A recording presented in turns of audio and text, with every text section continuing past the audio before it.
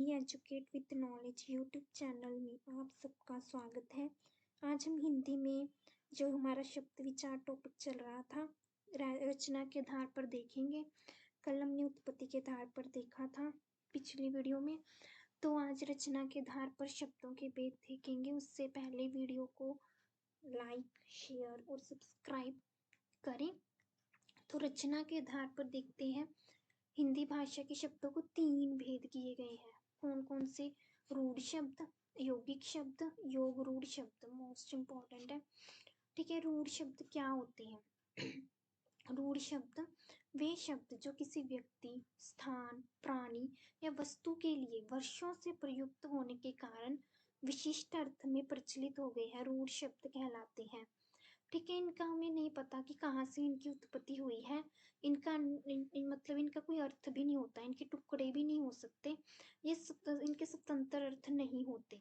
यानी रूढ़ शब्द जिनका ना तो जैसे दूध है, इसके टुकड़े करके कोई सेंस भी नहीं बनती। ठीक है, गाय, रोटी, इनकी उत्पत्ति का हमें नहीं पता। एटमोस्ट थोड़े थोड़े देशी शब्दों के साथ मिलते हैं, बट रूढ़ शब्द में क्या होता है कि ये वर्षों से हम यूज़ करते आए होते हैं और इनका जो निर्माण है, इनकी प्रक्रिया हमें पूर्ण रूप से ज्ञात नहीं होती और ना ही इनके टुकड़े किए जा सकते हैं। दीपक, पेड़, पत्थर, देवता, आकाश, मेढक, स्त्री, तो ये रूढ़ शब्द कहलाते हैं। नेक्स्ट हमारे पास है यौगिक शब्द। यौगिक शब्द वे शब्द जो 2 या 2 से अधिक शब्दों के योग से बने हैं। ठीक है, इनका क्या है, अगर हम इनके टुकड़े भी कर दें तो इनका एक अर्थ होता है। ठीक है, रूढ़ में तो हम टुकड़े कर ही नहीं पाते, अगर कर भी पाते तो कोई अर्थ नहीं होता। बट यौगिक में अगर हम टुकड़े करते हैं शब्दों के तो उनका अर्थ होता है। ठीक है, समस्त संधि, समस्त उपसर्ग, प्रत्यय से बने शब्द यौगिक शब्द कहलाते हैं। ठीक है, ये वो शब्द हैं जिससे नए अर्थ का बोध होता है। जैसे विद्यालय है, विद प्लस आल्य, टुकड़ा हो गया ना। प्रेम प्लस सागर, यौगिक शब्द प्रति प्लस दिन, प्रति प्लस दिन, दूध प्लस वाला। ठीक है, चिड़ी प्लस मार, राष्ट्र प्लस पति। तो यौगिक शब्द जिनके अलग किया जा सकता है, ठीक है, इनके अर्थ होता है अपना, तो वो यौगिक शब्द कहलाते हैं। वहीं अगर हम योग रूढ़ शब्द की बात करें, वे शब्द जिनका निर्माण अलग अलग अर्थ देने वाले शब्दों के योग से होता है, किंतु उनके द्वारा प्रतिपादित अनेक अर्थों में किसी एक विशेष अर्थ के लिए प्रतिपादित होकर रूढ़ हो गई है। योग रूढ़ शब्द जैसे पीताम्बर है, इसमें क्या है, पीत और अंबर के योग से बना है, जिनका एक विशेष अर्थ होता है। जैसे पीताम्बर किसके लिए यूज किया जाता है? विष्णु के लिए। ठीक है, ऐसी गजानन जैसे गणेश जी के लिए। ठीक है, हिमालय हिम प्लस जो पर्वत है ना, उसके लिए। ऐसे ही चक्रधर कृष्ण के लिए। ठीक है, मुरारी कृष्ण के लिए, घनश्याम, यानी कि इसका विशेष अर्थ होता है। ठीक है, उसे क्या कहते हैं, योग रूढ़ शब्द कहते हैं। तो अगर हम बात देखें रचना के आधार पर 3 तरह के पढ़े हैं हमने। ठीक है, रूढ़ शब्द, सेकंड हमने यौगिक शब्द एंड थर्ड योग रूढ़ शब्द। तो रचना के आधार पर 3 होते हैं। नेक्स्ट देखते हैं प्रयोग के आधार पर। तो प्रयोग के आधार पर ही शब्दों में 2 प्रकार के भेद पाए जाते हैं, विकारी और विकारी। ठीक है, विकारी शब्द क्या होते हैं? वे शब्द जिनका रूप लिंग, वचन, कारक काल के अनुसार चेंज हो जाता है, उसे विकारी कहते हैं। इनका लिंग जैसे, ठीक है, रीता सोती है, ठीक है, उसका चेंज हो जाएगा। जैसे लड़का सोता है तो उसका लड़की सोती है, ऐसे वचन बन जाएगा। यानी जिसका रूप चेंज हो सकता है। ठीक है, कर्ता कर्ती में चेंज हो गया, लड़का लड़की में। ठीक है, तो वो सभी शब्द विकारी कहलाते हैं। मोस्ट इम्पोर्टेंट है कि विकारी में पहले 4 जैसे संज्ञा, सर्वनाम, विशेषण, क्रिया शब्द आते हैं। ठीक है, पहले 4, टोटल शब्द 8 होते हैं, उनमें से पहले 4 संज्ञा, सर्वनाम, विशेषण, क्रिया वो शब्द हैं जिनके चेंज होता है, जिनका रूप चेंज होता है, वो विकारी शब्द कहलाते हैं। अविकारी उसका ऑपोजिट हो गया, जिसके लिंग वचन कारक काल के आधार पर कोई चेंज नहीं होगा। ठीक है, किसी प्रकार का कोई चेंज नहीं होगा, तो वो सभी क्या कहलाएंगे? अविकारी शब्द कहते हैं। अविकारी शब्दों में क्रिया विशेषण पहले चार हो गए थे, लास्ट चार क्रिया विशेषण संबंध बोधक, ठीक है, समुच्चय बोधक तथा विस्मयादि बोधक जो है, चार पिछले चार क्रिया विशेषण संबंध समुच्चय और विस्मयादि किसमें आते हैं? अविकारी में, जिनका रूप चेंज नहीं होता, सेम ही रहता है, सदैव वही बने रहते हैं। नेक्स्ट अब हमारे पास आ गया अर्थ के आधार पर शब्दों के भेद।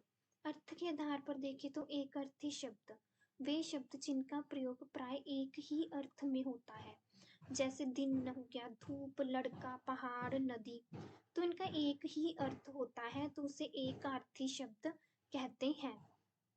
अनेकार्थी नाम से स्पष्ट है जिनके एक से अधिक अर्थ होते हैं तथा इनका प्रयोग अलग अलग अर्थों में किया जा सकता है।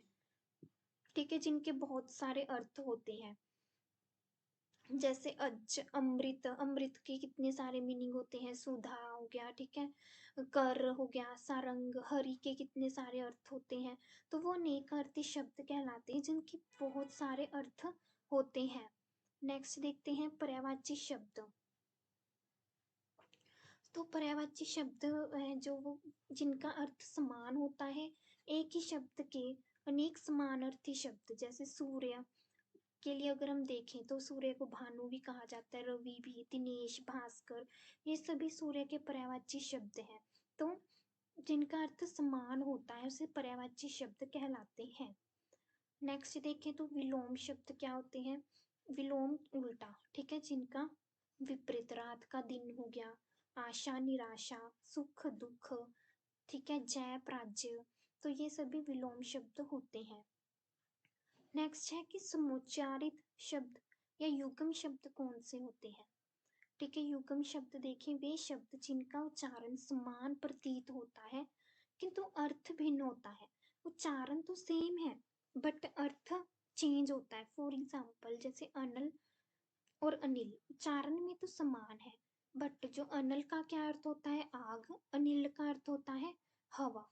यानी समुच्चारित शब्द या युग्म शब्द जिनका क्या है, समान होते हैं उच्चारण में बट मीनिंग है जो वो अलग अलग होता है, चेंज होता है। नेक्स्ट है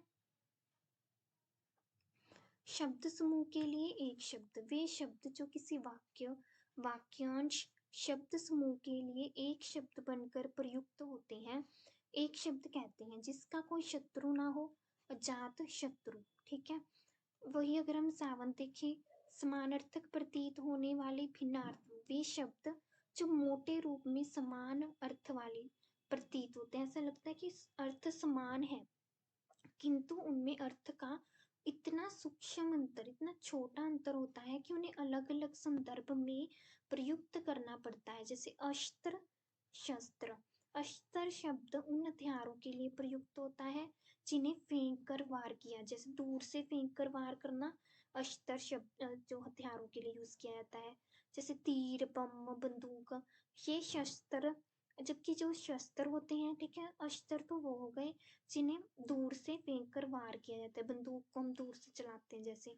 पर जो शस्त्र हो गए इनका प्रयोग पास में ही रख कर किया जाता है, चाकू, भाला, तलवार, लाठी, तो ये हम पास में यूज करते हैं। तो बिल्कुल सूक्ष्म सा जो अंतर होता है वो भिन्नार्थक शब्द में, समानार्थक प्रतीत होने वाले भिन्नार्थक शब्द में आता है।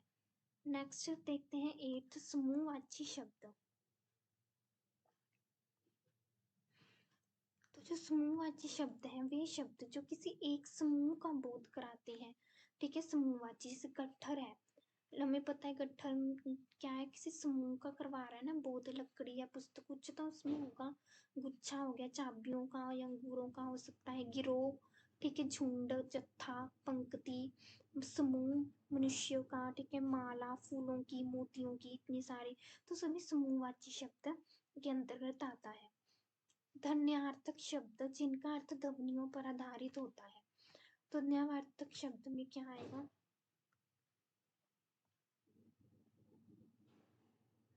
ध्वन्यार्थक शब्द जैसे कि पशुओं की बोलियां, ठीक है, पशुओं की बोलियां ध्वन्यार्थक शब्द में पशुओं की बोलियों किलकिलाना, गुर्राना, ठीक है, दहाड़ना, भूंकना, रंभाना, गाय ट्राना, पक्षियों की बोलियां आ जाएंगी, जड़ पदार्थ की ध्वनियां, तो और अन्य शब्द छलछलाना, कोई भी साउंड जो होती है।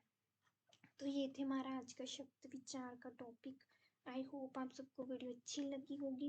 वीडियो को लाइक, शेयर और सब्सक्राइब जरूर करें ताकि और वीडियो आपके लिए बनती रहें। और अगर आपको कोई और टॉपिक चाहिए कि मैं वो लेकर आऊँ तो आप प्लीज़ कमेंट करें। मैं पूरी कोशिश करूँगी कि वो टॉपिक लेकर आऊँ, या कोई भी सब्जेक्ट अगर आपको लगता है कि मैं वो करवाना चाहिए तो वो मुझे कमेंट बॉक्स में बताएं। और मिलते हैं नेक्स्ट वीडियो में। Thank you so much.